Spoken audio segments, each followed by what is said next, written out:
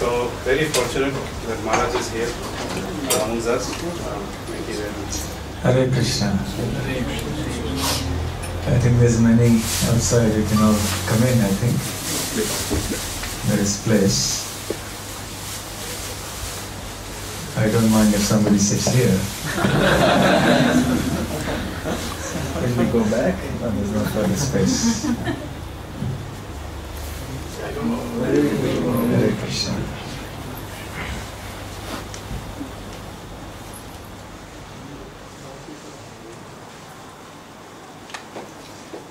Jaya Radha Madhava Kunja Bihari Gopi Jana Vallabha Girivaradhari Jaya Radha Madhava Kunja Bihari Gopi Jana Vallabha Girivaradhari Jaya Radha Madhava Kunja Bihari Gopi Jana Vallabha Girivaradhari Jaya Radha Madhava Kunja Bihari Gopi Jana Vallabha Girivaradhari Yashodanandana Vraja Jana Ranjana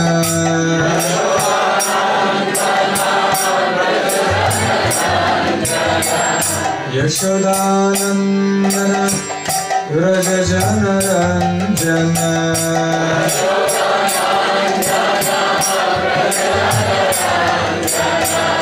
Yamuna Tira Vanachari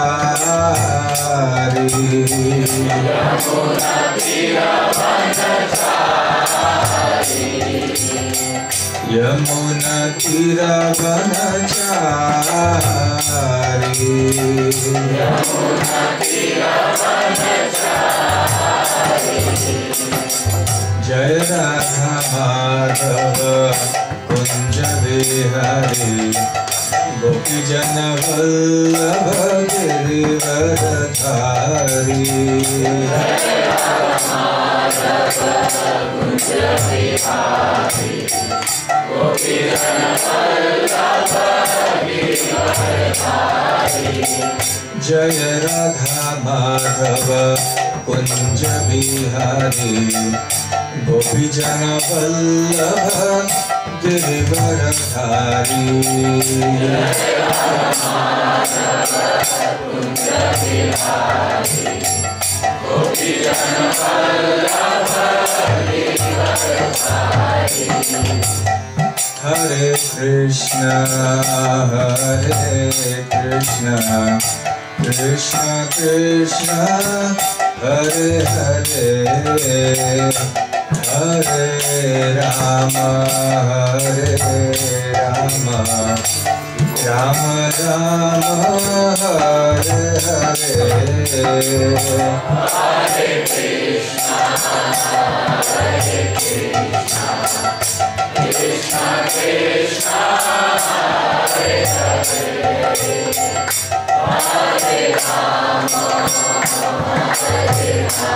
Rama Rama Rama Hare Krishna Krishna Krishna Hare Hare Hare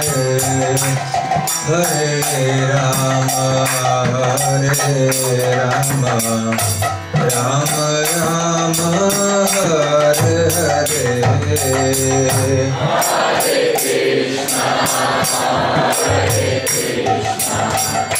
Krishna Krishna Hare Hare Hare Rama Rama Rama Hare Hare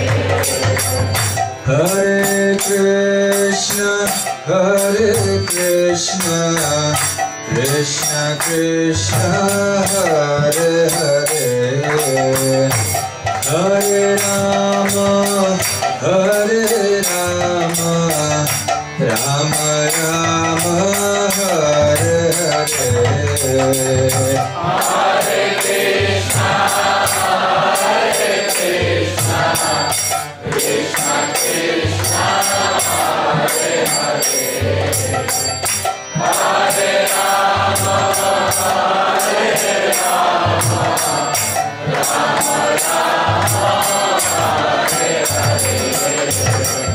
Hare Krishna Hare Krishna Krishna Krishna Hare Hare Hare Rama Hare Rama Rama Rama Hare Hare Hare Krishna Krishna Krishna Hare Hare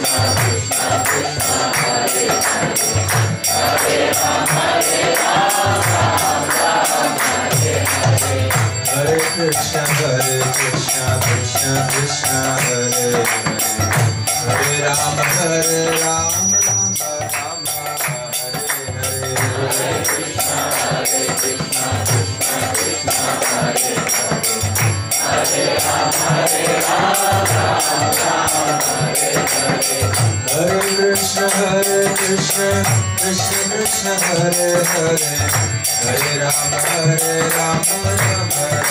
Rama Hare Hare Hare Krishna Krishna Krishna Hare Hare Hare Rama Rama Rama Hare Hare Hare Krishna Krishna Krishna Hare Hare Hare Rama Rama Rama Hare Hare Hare Krishna Krishna Krishna Hare Hare Hare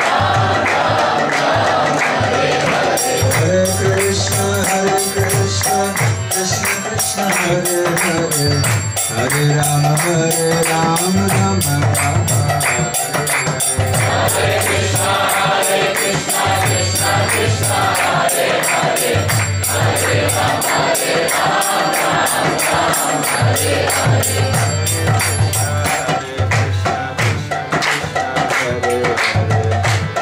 Rama Hare Hare Hare Rama Rama Rama Hare Hare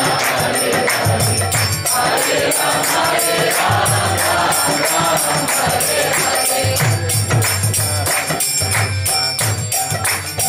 Krishna Krishna Hare Hare Hare Rama Rama Hare Hare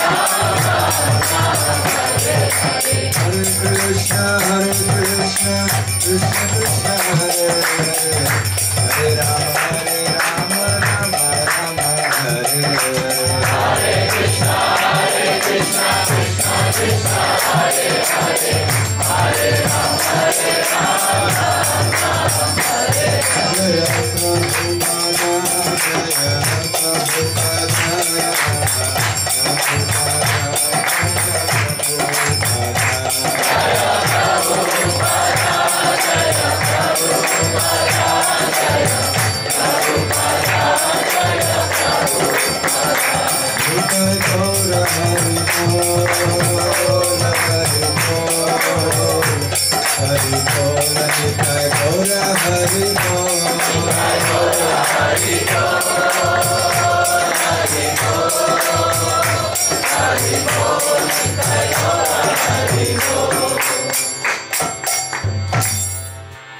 Jayam Vishnupada Paramhansa Parivrajakaacharya Ashtottara Satra.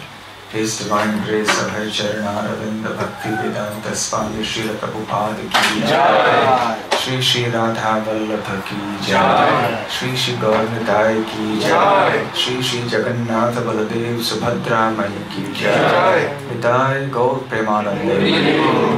All glories to be assembled. All glories to be assembled. All glories to be assembled. All glories, all glories, all glories to Shri Guru and Gauranga.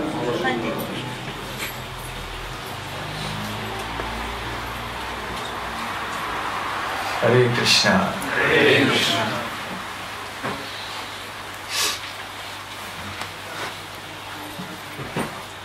I am very happy to be back in Bhakta Bhavan,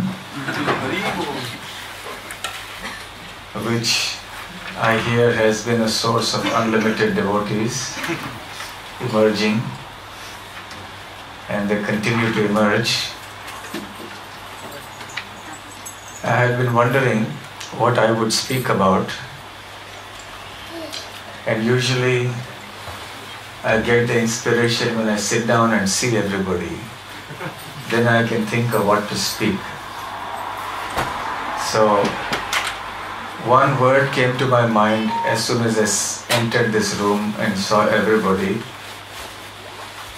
and that word was unlimited. Because unlimited number of people accommodated here, and unlimited devotees have been produced from here over the years, and it will go on. So it reminded me of the spiritual world. It reminded me of Lord Krishna's pastime. So today I'll try to speak on the nature of being unlimited. What it means to be unlimited. Om Jnana Timirandhasya Jnananjana Shalakaya Chakshurunmilitam Yena Tasmai Shri Gurave Namaha. Shri Chaitanya Manobhishtam Sthapitam Yena Bhutale Swayam Rupa Kada Mahyam Dadati Svapadantikam Vandeham Shri Guru Shri Yutapadakamalam Shri Gurun Vaishnavamscha Shri Rupam Sarkajatam Sahagana Raghunathanvitam Tam Sajivam Sadvaitam Savadutam Parijana Salitam Krishna Chaitanya Devam Shri Radha Krishna Padam Sahagana Lalita Shri Vishakhanvitamscha Namo Om Vishnu Padaya Krishna Prishthaya Bhutale Srimate Bhaktivedanta Swami Niti Namine Namaste Saraswate Deve Gauravani Pracharine Nirvishesha Shunyavadi Paschatya Deshatarine Vancha Kalpatarubhyascha Kripa Sindhubhya Evacha Patitanam Pavanebhyo Vaishnavebhyo Namo Namaha Jai Shri Krishna Chaitanya Prabhu Nityananda Shri Advaita Gadadhar Srivasadi Gaur Bhaktivinoda Hare Krishna Krishna Krishna Hare Hare Hare Ram Ram Ram Hare Hare. Hare Krishna. When Lord Ram went to Lanka and defeated Ravan and killed him, he rescued Sita Devi, and he also got hold of the Pushpak Viman, which was a special kind of spacecraft. Originally this spacecraft belonged to Kuber, the demigod in charge of the Yakshas, who is the treasurer of the demigods. His half-brother Ravana forcibly took it away from him and utilized it. When Lord Ramachandra defeated Ravana and killed him, he installed Ravana's younger brother, who was a pious man and a devoted man, on the throne of Lanka. And Vibhishan supplied him with this Pushpak Viman to go back to Ayodhya, which is where Lord Ram originally came from. Now Lord Ram, as you know, was not alone. He was with a large army of monkey and bear soldiers. And they all accommodated in this one plane, the Pushpak Viman. This Pushpak Viman was quite extraordinary because it could accommodate any number of people. It could be summoned merely at the wish or the thought of the owner. And it could fly through the skyways, and the unlimited number of people sitting in it could sit with great comfort. So immediately, when Lord Ram thought of the Pushpak, then the Pushpak came, and the entire entire army of millions of soldiers gathered into that Pushpak Viman, and they all sat there comfortably. No one was squeezed up. And the Pushpak Viman had enough place to accommodate any number of extra soldiers of the Vanara Sena, the monkey army that kept streaming in. And it's not that they were trying to squeeze in 5 into a seat where there only 3 could fit in. They were all comfortably accommodated. Unlimited space. And the aircraft could move to a destination just based on the thought of the occupant of the vehicle. So the Pushpak Viman took off and through the skyways eventually reached Ayodhya, or some distance from Ayodhya. So when I came in here, I first thought of that Pushpak Viman, and I saw the unlimited number of devotees sitting here, and also thought of how, by the sincere endeavors of Nityananda Priya Prabhu and Vasudha Priya Mataji, the preaching is wonderfully going on here for so many years, and all of you are also so nicely assisting and doing preaching in your own ways and spreading the good word to everybody you meet. So this is a phenomenon of the spiritual world. Material limitations do not apply in the spiritual world. When Lord Krishna was in Vrindavan, it seems he was surrounded by unlimited cows. He had unlimited friends with the cowherd boys. He would play with them. There was unlimited space. Everything about the Supreme Lord is unlimited.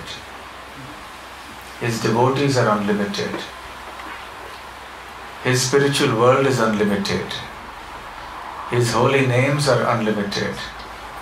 His qualities are unlimited. His form is unlimited. Everything about the Supreme Lord is unlimited. His devotional service is also unlimited. So how can we, the limited living entities, be in constant touch with the Supreme Unlimited when everything about Him is unlimited and we are so limited? We are so tiny. So how can we connect ourselves to the unlimited? It seems like such a daunting task, such a difficult thing to connect oneself with something unlimited.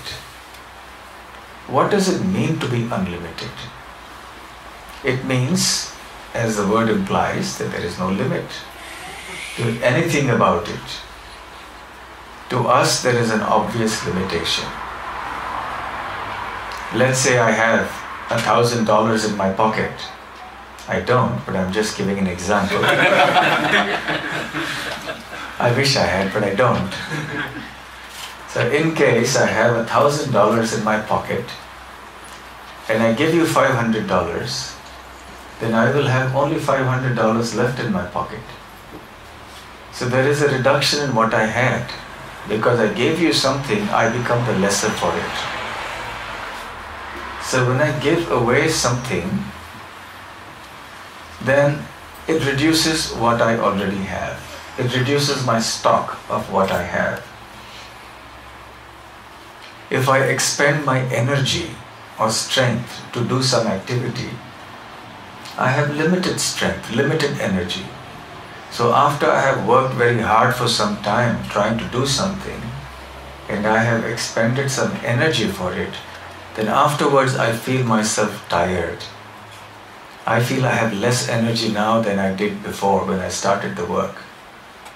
So I am lesser than I was before because I am limited.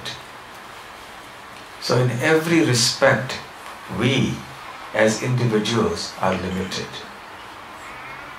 When we are studying something for some time, then after a while we become tired intellectually, mentally. So physically, mentally, financially, in every respect we are limited. But Lord Krishna is not like that. God is unlimited because He has an unlimited capacity to produce limited and unlimited things from Him. And He remains unlimited. In the Ishopanishad, there is a verse, which is a famous verse. I am sure you have all heard of it, those of you who are reading Srila Prabhupada's books. Om Purnamadaha Purnamidam Purnat Purnamudachyate Purnasya Purnamadaya Purnamevavashishyate. The meaning of this verse is, it's an address to the Supreme Lord, who is addressed as Om, Omkar. Now, Om is also a form of address of the Supreme Lord. Om is also Krishna. In the Bhagavad Gita, Lord Krishna says, Pranavaha sarva vedeshu. In the Vedas, I am known as the Pranava Omkar. So there is no difference between the Omkar and Krishna, except that the Omkar is an impersonal sound representation of Krishna. For those who know, Omkar and Krishna are one. But generally, those who do not call out to the Lord as Krishna or Ram, but prefer to use only the word Om, their conception of the Lord is that He is an impersonal entity. Because they think that if something has to be unlimited, then He must not have a form. He can't be a person. Right? Because to have a form or to have a personality would mean to limit you. So therefore they would rather call the Lord as Om and not as Krishna. And we'll come to that in a moment. So therefore this Omkara is the same as Krishna. And the Ishopanishad explains that from the Supreme Absolute Truth, who is the origin, the unlimited origin of everything, He is complete and perfect. And this universe in which we are living is also complete and perfect. This complete and perfect universe has emanated from that complete and perfect Supreme Lord. And even though many complete and perfect universes emanate from that one Supreme Lord, that one Supreme Lord remains complete and perfect. He doesn't diminish in any way. He remains the complete, perfect whole, the balance, complete balance. This is the meaning of this verse. Many times in the Western world, God is depicted pictorially as a very old man. After all, he must be old because he's been around a long time. The universe was created so many millions and billions of years ago, and he created it, so he must be quite old. And we try to superimpose our conceptions and experiences upon God.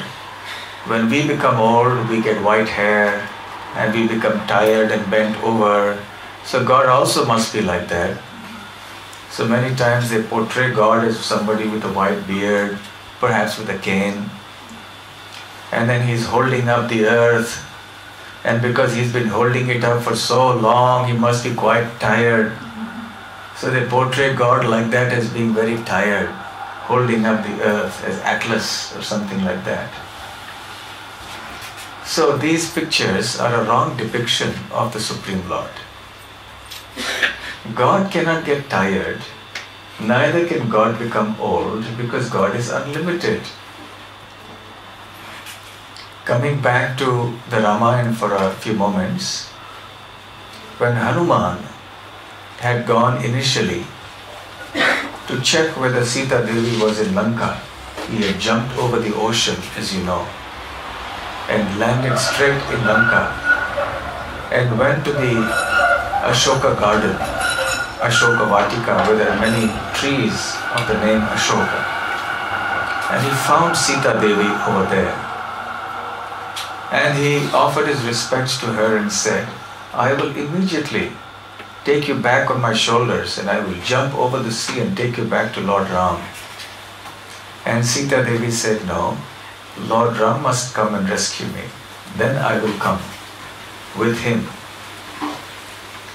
So Hanuman gave her the ring of Lord Ram to reassure her that he was indeed a bona fide messenger of Lord Ram. Sita Devi was convinced. Hanuman then went on to explore Lanka and to see what it was like, because he had come anyway. He wanted to judge the strength of the enemy because he knew a huge battle would ensue very shortly. So he went around looking at the preparations and the situation in Lanka. And finally he, in fun and jest, smashed a few things here and there. And Ravana sent an army, and Hanuman easily defeated and killed many of his generals and soldiers.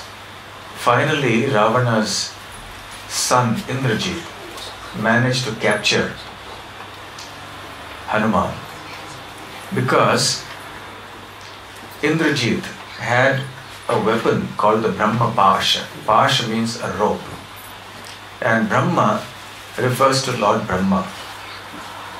It was the rope of Lord Brahma, and it was such a powerful and special weapon that it could capture anybody.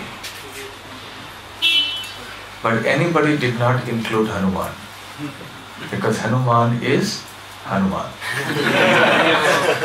One doesn't need to explain further. Who can capture Hanuman? But Hanuman decided, I should honor Brahma's word. Brahma is not an ordinary person. He is the creator of the universe. So I must respect his word. If I am not caught and trapped by this Brahma Pasha, then it will mean that Brahma's benediction proved untrue, which will be not good. Brahma is a great personality, so out of respect for Brahma's word, he allowed himself to be bound. Indrajit foolishly thought that it was because of his military prowess that Hanuman had been trapped. But anyway, Hanuman agreed, and he felt it was about time to go and see who this Ravana was. So that was another reason he allowed himself to be bound. Because after he was bound, he would be taken to Ravana. So Ravana was waiting to see who is this monkey who has come and created havoc here in Lanka and killed many of my soldiers and generals also. So when Hanuman came in front of Ravana, he was defiant. And Ravana became angry. He was already angry, and now he said, "Who are you?" So Hanuman had a very nice answer. He said, "Dasoham Kosalendrasya Ramasya Klishta Karmanaha."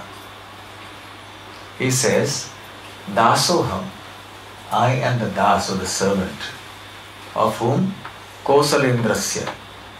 I am the servant of the king of Kosala country. Ramasya, I am the servant of Ram, because the king of Kosala, his name is Ram. I am the servant of that Ram who is aklishta karmanaha, who never gets tired in his activities." The word for that is indefatigable. That means there is no end to his prowess. There is no limit to his energy, to his strength, to his abilities, to his intelligence. So I am a servant of that Lord Ram. This was the introduction Hanuman gave. Hanuman didn't say that my name is Hanuman and I am the general of such and such army and I have so many mystic powers and I have this. No. His identification was, I am the servant of Ram. And what is Ram's qualification? Aklishta karmanaha, unlimited. So everything about the Supreme Lord is indeed unlimited, because as much as energy or ability he expends, he is not the lesser for it. He still remains all-powerful. When Lord Krishna appeared in Vrindavan, first as a baby, and then he appeared to grow just like a human does, through childhood and boyhood and into adolescence and then into adulthood. For a normal human being, A baby is a state of life where one is extremely weak, physically, mentally, intellectually, in every respect. And when one grows, gradually one becomes wiser, more intelligent, stronger physically, more sensible. His senses also become stronger. But for Krishna, there was no difference. Whether Krishna appeared as a small baby, or whether he was a young boy, or an adolescent, or a youth, or an adult, or whether he was 125 years old, just before his departure from this earth, his powers were the same. Meaning, his powers were unlimited. It doesn't mean that because Krishna was a small baby in the lap of Mother Yashoda, that his strength was any less than it was when he was an adult. Because the Lord is a Lord in all circumstances. He is unlimitedly powerful, unlimitedly capable, unlimitedly intelligent in all circumstances. This is the meaning of God. This is the meaning of the word unlimited. So in every respect, the Supreme Lord was unlimited. So coming back now to the question of why some people feel that if the Lord is unlimited, then He must have no form or He must have no personality.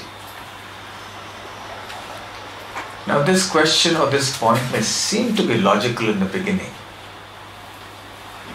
but actually it is not a correct argument. It is our experience that all forms are limited. Our body may be 5 feet 5, maybe 5 feet 10, maybe 6 feet 5 inches, but still it's limited. So therefore we conclude, because everybody we see has a form and the form is limited, therefore all forms must be limited. But that is not a fact. If forms are a cause of limitation, then the formless should be unlimited, but that's not so. Even the air is limited. The air on the earth, is it limited or unlimited? What do you think? Some of you are students of science. Limited. You can find air only for a few hundred kilometers around the earth. After that, in outer space, there is no air. You cannot breathe in outer space. There is no air, no oxygen to breathe. So because air is formless, does it mean it is unlimited? No. Similarly, the universe, there is so much space, open space in the universe. It seems unlimited, but is it unlimited? No. Ultimately, according to the Srimad Bhagavatam, it is a closed universe.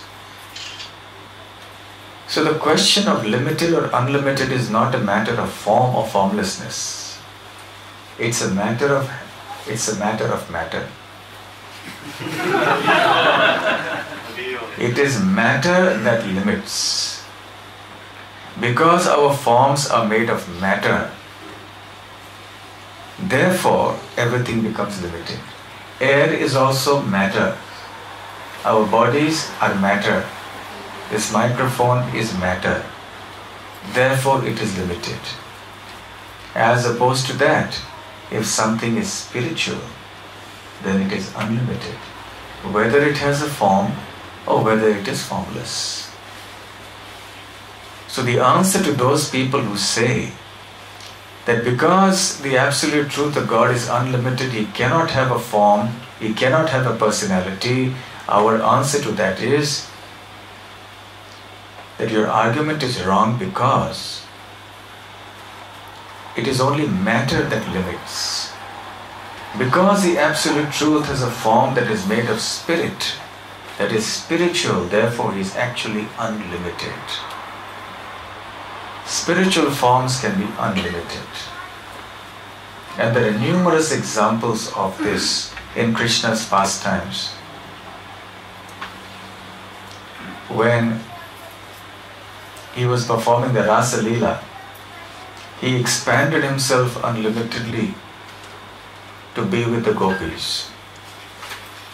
When he was with the cowherd boys, he also expanded himself on some occasions. There are different pastimes when Brahma appeared. Brahma wanted to see the glories of Lord Krishna, and Krishna expanded himself to become the cowherd boys and the calves. This is a very famous pastime called the Brahma Vimohana Leela. And Krishna expanded himself unlimitedly. Actually, the Lord is present in the heart of every living being. Not only that, the Lord is also present in every atom. And He is present in every atom in every universe. So the number of expansions of the Lord's forms are unlimited. And it doesn't mean that because Krishna has expanded himself into all these forms, therefore the original form becomes less or he disappears. No. He still remains the same original Krishna with no difference, despite having expanded himself into unlimited forms, because his body is spiritual, not material. Had his body been material, it would have been limited. Try hard as we might, we can't expand our bodies. We wish we could expand, right? One form could go to the office, the other form could be at home enjoying life. But unfortunately, that's not possible. So when time comes to go to work, we have to go to work. So we can see that Lord Krishna expands himself unlimitedly. His form also expands. How tall is Krishna? Do you know? What is his height? When Krishna appeared in Vrindavan, when he grew up? Approximately 8 feet. Well, Prabhupada explains he was of medium height. By human standards. Not too tall, not too short. Whatever that means. He was of medium height. But Krishna can reduce or increase his height unlimitedly also. So Krishna's form is unlimited for two reasons. Number one, it can expand itself into unlimited number of identical forms, or even forms that are not similar to the original form. Number one. And number two, because that one form also can grow or reduce at will, unlimitedly. So Krishna can become so small, he can enter into every atom. And he can become so big like Mahavishnu, as mentioned in the Srimad Bhagavatam, that from the pores of his skin, the universes emanate. For us, one universe is so huge, our scientists are unable to fathom the extent of the universe. Even with the most modern technology, the telescopes and so on, we still can't understand how huge the universe is. And this is only one universe.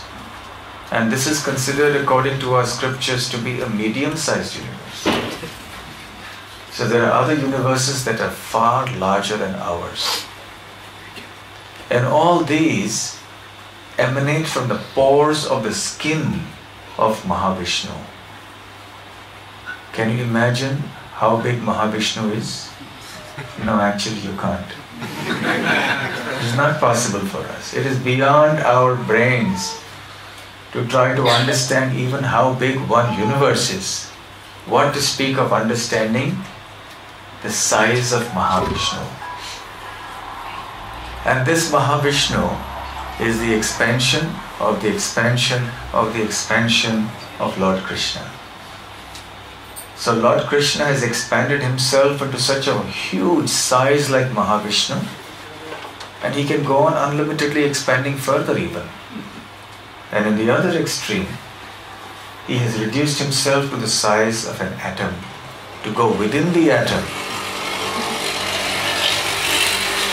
So just see the unlimited nature of Krishna. So because Krishna has a spiritual body, so therefore he is unlimited. There is no difference between Krishna and his body. What to speak of Krishna? Even the liberated soul in the spiritual world can expand many times. This is also a fact. There are some yogis, by practice of certain types of yoga, one can actually expand one's body into 8 or 9 parts. Like we had Saubhari Muni doing it or Kardama Muni doing it. These 2 instances are mentioned in the Srimad Bhagavatam. They could expand themselves into 8 or 9 forms, identical forms, but not more than that. And even when such yogis expand their material bodies into 8 or 9 forms, each of the expanded forms performs the same activity as the original form, like you have in a television set.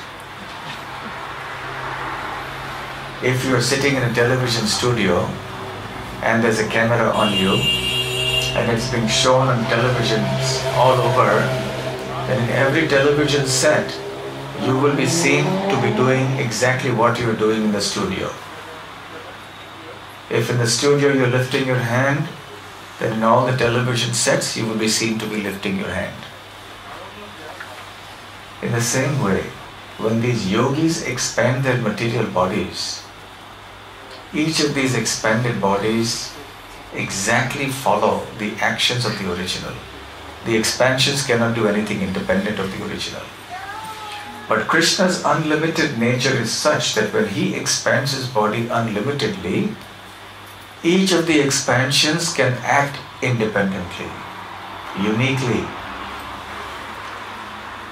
When Narad Muni went to Dwarka to see Krishna, who was living there, with his 16,108 queens, and incidentally that's another nature how the Lord is unlimited.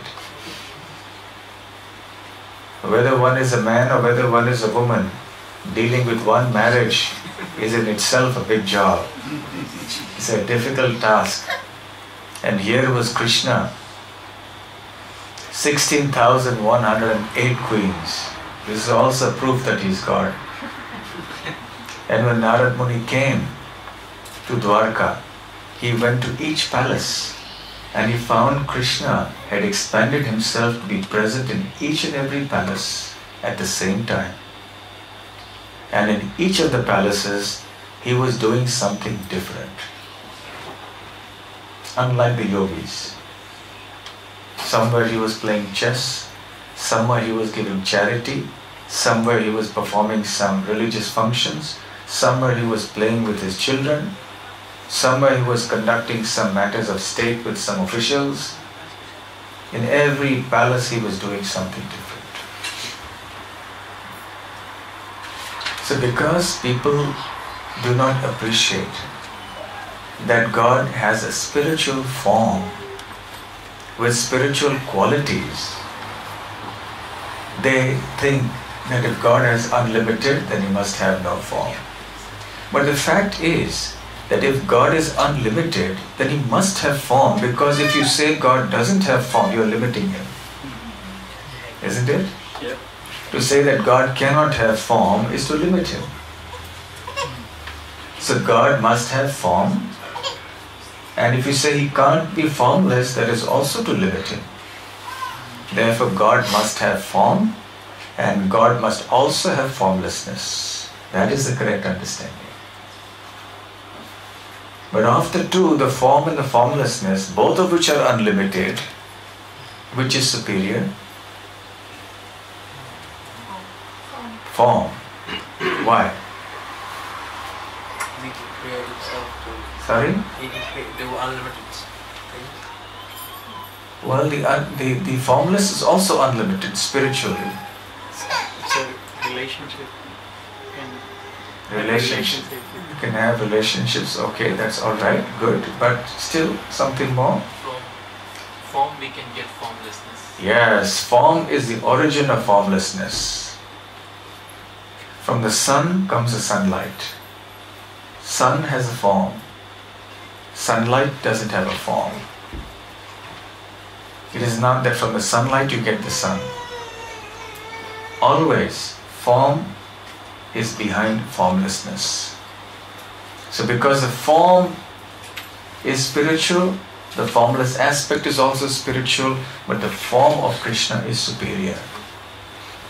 So the ultimate analysis, even though the Lord is simultaneously formless and has a form, but the original ultimate understanding of the absolute truth is that He is a person, a spiritual person who is unlimited in every respect, in size, in potency, in intelligence.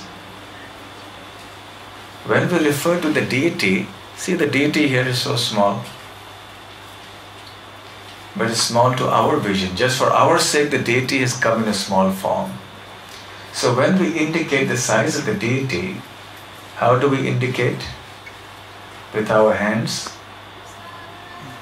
Suppose you want to say the width of this window, you will say the width is this much. How would you indicate the height of the deities? With your two hands. Yes, you would go like this, not like this. If you do like this, means you limit the deity. But if you go like this, it means actually it's expanded. It can go on unlimitedly. But just for our sake, to bestow mercy on us, the deity has come into this size. But actually if the deity wishes, can become as big as anything. And there are so many instances in the lives of great devotees where the deity increased in size or decreased in size just to facilitate the service of their pure devotees. It happened in the case of Gadadhar Pandit when the deity was standing, and Gadadhar Pandit was an old man, and the deity bent down. In some cases, like in Gopal Bhatta Goswami in Vrindavan, he had a Shaligram Shila from the Gandaki river in Nepal. He wanted to dress and decorate a deity with a Shaligram Shila like a stone. It's hard to do that, so the stone manifested as a deity. So there are numerous such instances. So we can understand that everything about Krishna is unlimited. His form is unlimited. What about His spiritual world? Even that is unlimited. The spiritual world is full of spiritual planets, and each planet is full of devotees who have spiritual bodies. So how then can we try to limit the Supreme Lord by saying He cannot be this or He cannot be that? He is everything in our experience and also everything beyond our experience. He is the complete whole. Sometimes people may say, why is Krishna only a man? One time I had one lady who accosted me when I was reading a book, and she said, why is God a man? I was taken aback and I told her, Madam, you know it's not my fault.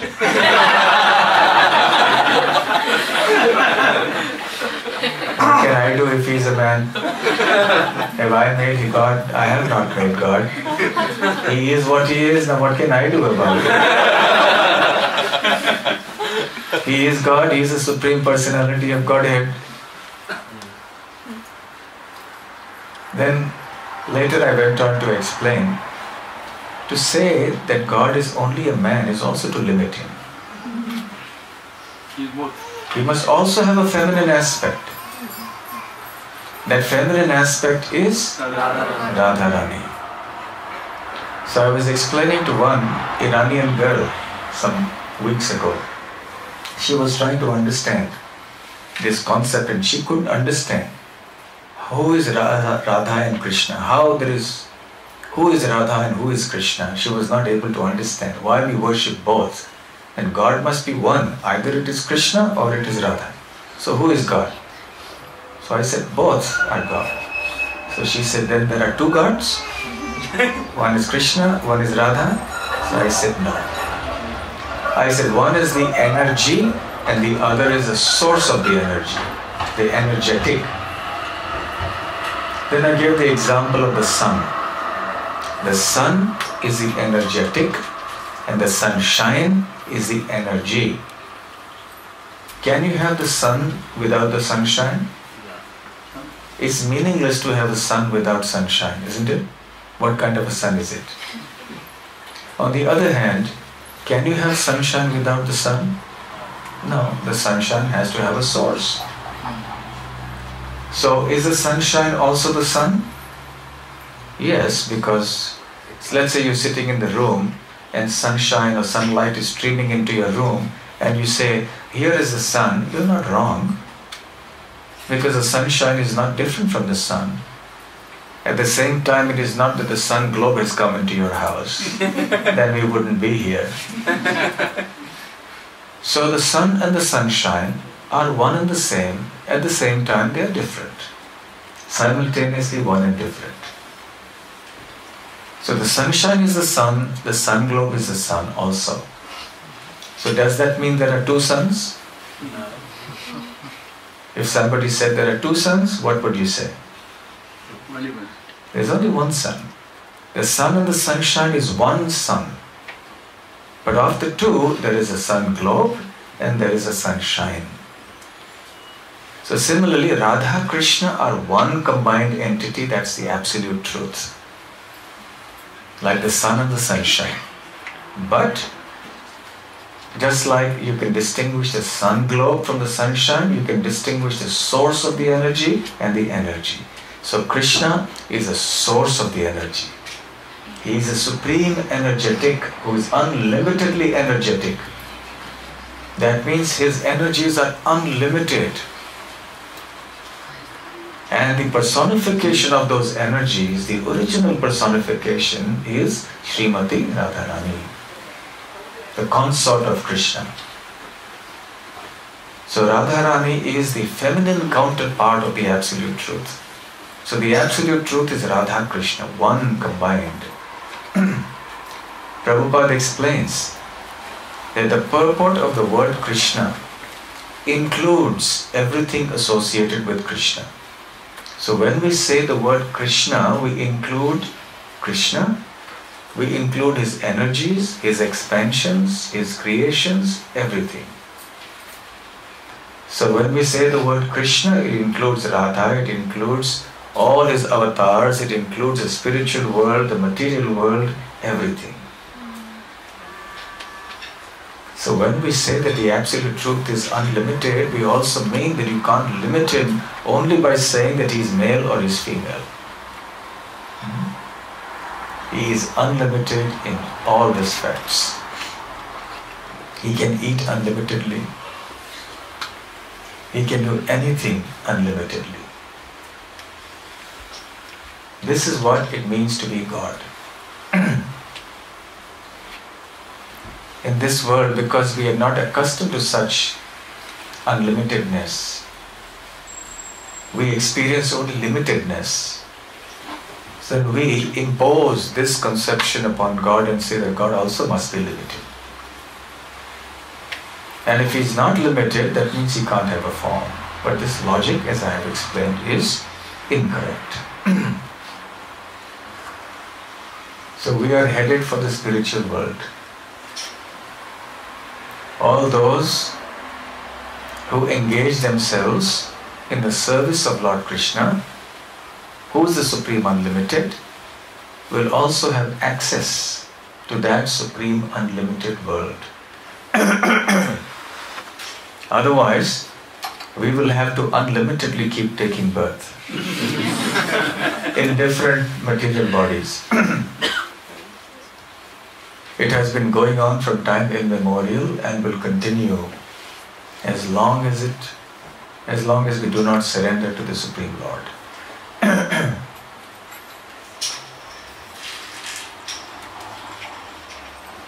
So yes, when it comes to devotional service, or service of the limited entity to the unlimited Lord, then that service can also expand unlimitedly.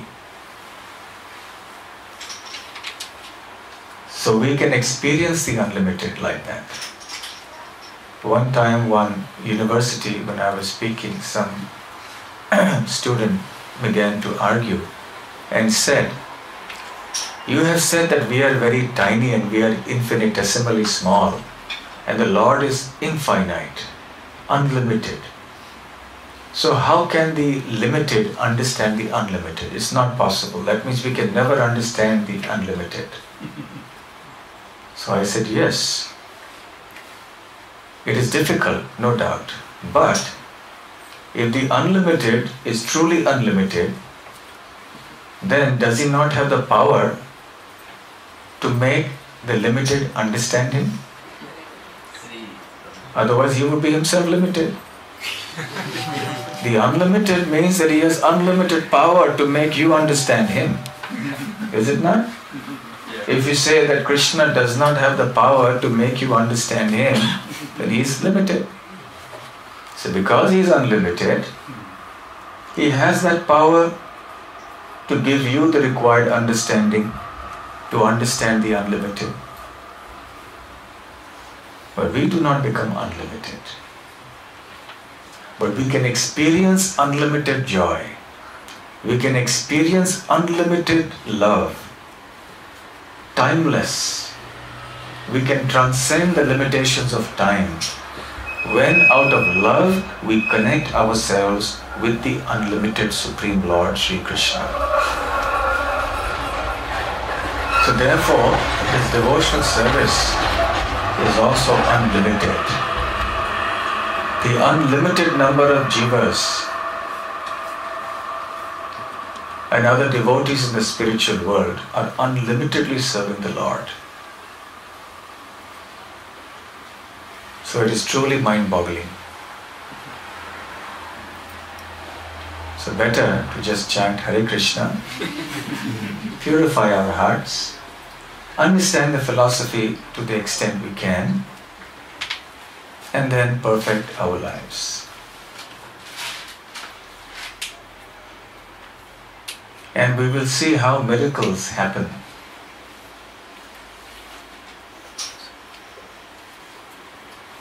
Miracles are a part of the unlimited's functioning. The fact that someone can become a devotee is a miracle. So Bhakti Bhavan is also a miracle place. Radha Vallabha temples, miracle place. All of us are miracles because we became devotees. Otherwise, in this world, where devotional service is such a rare thing, where everyone is absorbed in just simply gratifying the senses of the body, to become connected to the unlimited Supreme Personality of Godhead Krishna is a rare, unlimited fortune.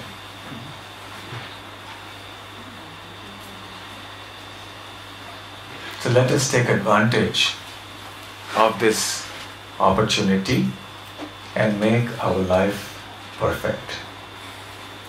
Hare Krishna, Krishna Krishna, Hare Hare, Hare Ram, Ram Ram, Hare Hare. I will not go on unlimitedly because you do not have unlimited time. But there is unlimited prasadam.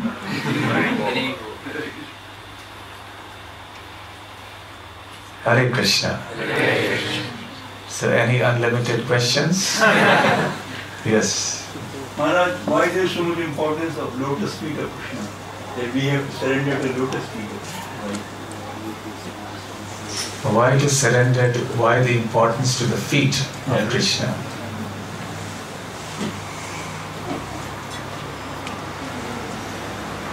Because he is unlimited, so everything. Yes. There is no difference between Krishna's feet and Krishna's mouth and Krishna's head. Everything about Krishna is absolute. The messages coming from Krishna's mouth, the Bhagavad Gita, is as valuable as the water that touches his feet and flows, the Ganga. So from a spiritual point of view, everything is absolute. In a sense, there is no difference.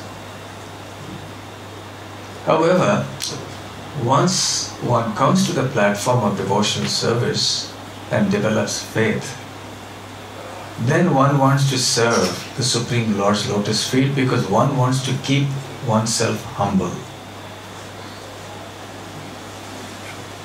And the glories of the Lord's lotus feet are described in the scriptures, but that is another topic for another day.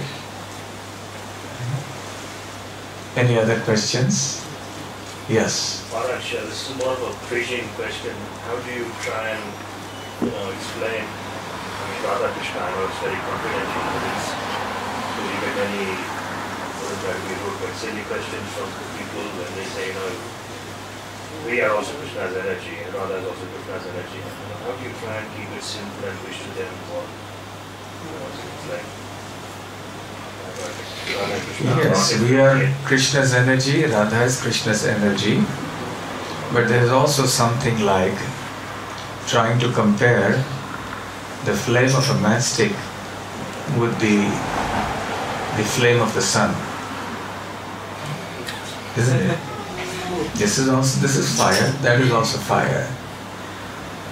So in quality we are one, yes, but in quantity there is a difference. So we are the energy of Krishna, just like Radha is the energy of Krishna, but there is a difference also. Basically they are one, but to enjoy it, they expand.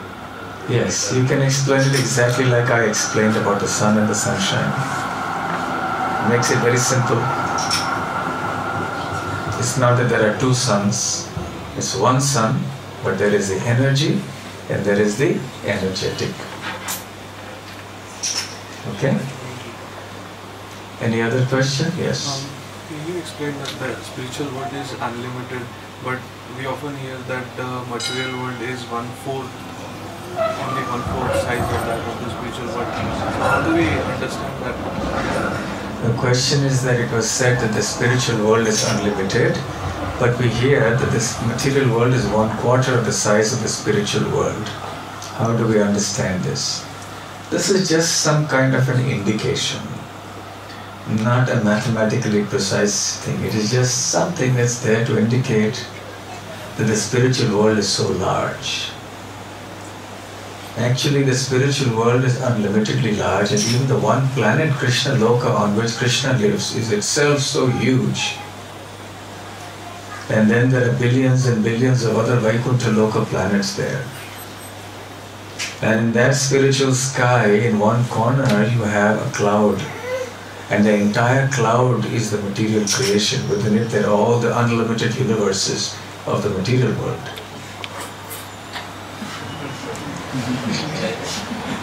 Right? And still sometimes we get proud that I am something special.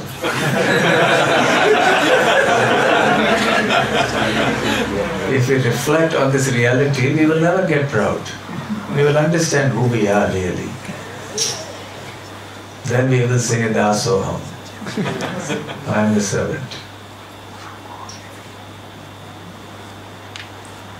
Okay? Any other question? Yes. Most of us being office hours, what tips or advice can you give us to actually try and relate Krishna in your workplace, whatever career or profession you're pursuing? Your question is, how can we bring Krishna into our workplace? While we're actually doing our job. While you're actually doing the job, okay. The answer is first by bringing Krishna into your non-workplace, which means in your home, in your private life. First we should bring Krishna in there. So in our place of residence, we should make it full of Krishna. You should have pictures of Krishna everywhere. You can see everywhere there is Krishna, Krishna, Krishna. Then you perform Krishna conscious activities in the house where you stay. Then you visit the temple, you visit the programs, spiritual programs like this one, you engage in spiritual activities. So if you engage your time and energy when you're not in office, in Krishna consciousness, then automatically your consciousness will be prepared to remain Krishna conscious when you're in the office. But if you're not Krishna conscious outside your office, when you're not in office, then it will be very hard to be Krishna conscious in office. And furthermore, to help you become Krishna conscious in the office, in addition to this, you can, by little ways, keep reminding yourself of Krishna, keep thinking every now and then about Krishna. When you have time, in your lunch break, read something about Krishna, maybe call up a few devotees and talk something about Krishna. Have a few screensavers that have pictures of Krishna. So many little things you can do to keep yourself Krishna conscious. Stay away from unnecessary association with those who have no interest in Krishna consciousness. Even in the office space, don't unnecessarily get involved in activities that could be harmful for your spiritual life. To the extent your job requires it, and some social courtesies have to be maintained, that's all right. Do the needful. Okay? Any other question? Maharaj? Yes. How does sometimes the energetic comes under the control of the energy? Can you explain a little bit? How does the energetic come under the control of the energy? That is the principle of love, where the source voluntarily comes under the control of what it has produced. Just like a father may sometimes wrestle with a child, and the child will climb onto the father's back and actually defeat him. And the father will fall to the ground and accept defeat. This child has originated from the father, but the father is now being controlled. So what is it that the father is controlled by? Not physical power. It is a love. Because there is a connection of love between the child and the father, and because the child is helplessly dependent on the father and surrendered to him, therefore the father becomes controlled by the love of that child. In the same way with Krishna and his devotees. Okay? Yes. Hare Krishna Maharaj. Hare Krishna. Maharaj said that it's an unlimited rare fortune to become a devotee. But we have seen time and time again that people lose faith in Bhakti to the degree that they go against and they disrespect some devotees. So isn't that unlimitedly unfortunate situation?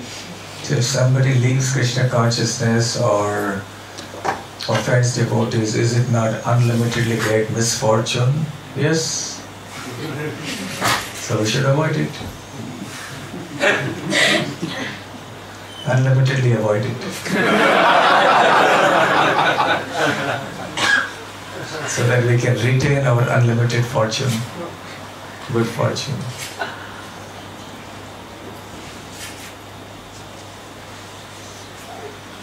Yes. Just a bit on track to that. It's like when the soul transmigrates from one body to another, what does it really carry with it? When the soul transmigrates from one body to another, what does it carry with it? Actually, the soul is carried by the subtle body. The subtle body acts as a vehicle to carry the soul from one body to another body. The subtle body consists of the mind, the intelligence, and the false ego. So all the desires and experiences are stored in the subtle body. All the karmic reactions And that carries the soul to the next body that is decided according to the laws of nature. And then from that body to another body, and in this way the cycle of birth and death goes on. Okay? The soul is aware of those reactions or whatever it is covered of, or soul is just not. It is aware, but it is under the influence of the false ego, because of which it falsely identifies itself with the material body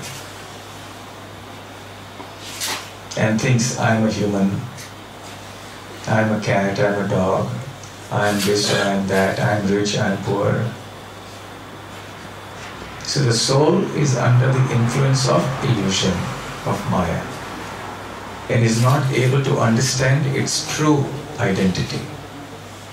It thinks of itself as being something material.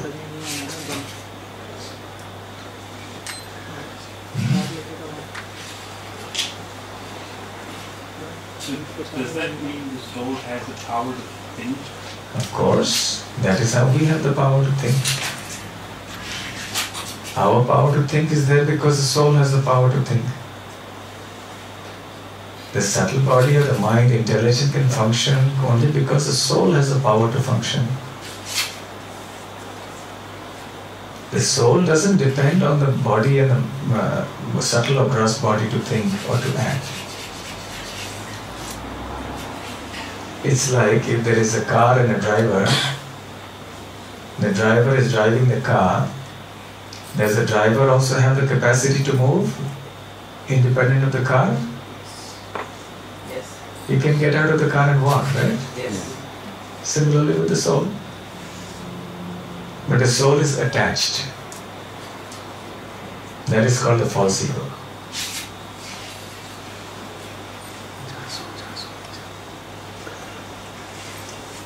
So depending on the karma, the soul gets different types of bodies.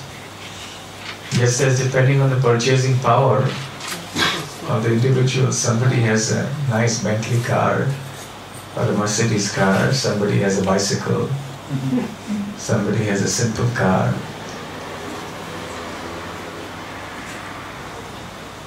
Okay? So the richest man is walking. The richest man? No, he has the power to purchase the best car. Meaning thereby that by your karma, you get a certain kind of body. The soul gets a certain kind of body.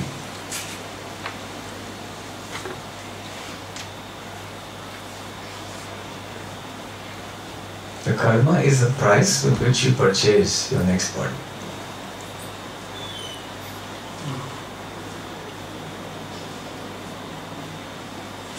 Any other question? Yes. We hear that we fall down from spiritual world because we are envious of Krishna, and or we have separate propensity to enjoy or desire separate from Krishna. Now we also understand that in spiritual world there are animals also to facilitate Krishna's pastimes. And we understand that animals, the difference between humans and animals is that animals doesn't have intelligence or that self-inquiry ability. But that is not in the spiritual world. Spiritual world is not like the material world. In the material world there are all these distinctions. But in the spiritual world, everything is conscious, everything is intelligent. There everything is spiritually evolved to perfection. They may take different forms to serve the Lord in different ways. But there is no distinction of lesser and greater over there. That's only here, in the material world. My question is, I understand why humans fall down, but why animals also fall, like we see animals also here. Why do animals fall down? From? Like Oh, you're talking of... Well, as far as how the jiva came to the material world, we will not go into that. Suffice it to say that the jivas are in a marginal position. Given a choice of which way to go, the spiritual or the material, we have chosen wrongly and foolishly to come here into this material world. So we are here. Now that we are here, we should make a good plan to go back.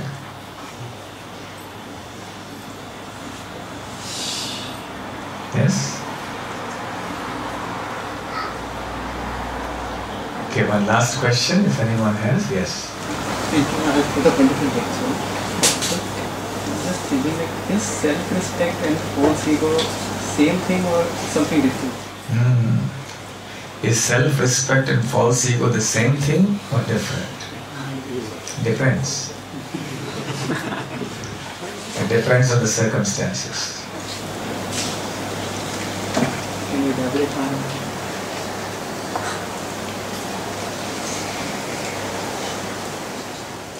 When it is done for the sake of Krishna's service, for the respect of Krishna and what Krishna stands for and Krishna consciousness stands for, then it's not false ego. But if it is done for the sake of one's personal promotion, one's personal name, fame, glory, or benefit, profit, adoration, distinction, then it is ego.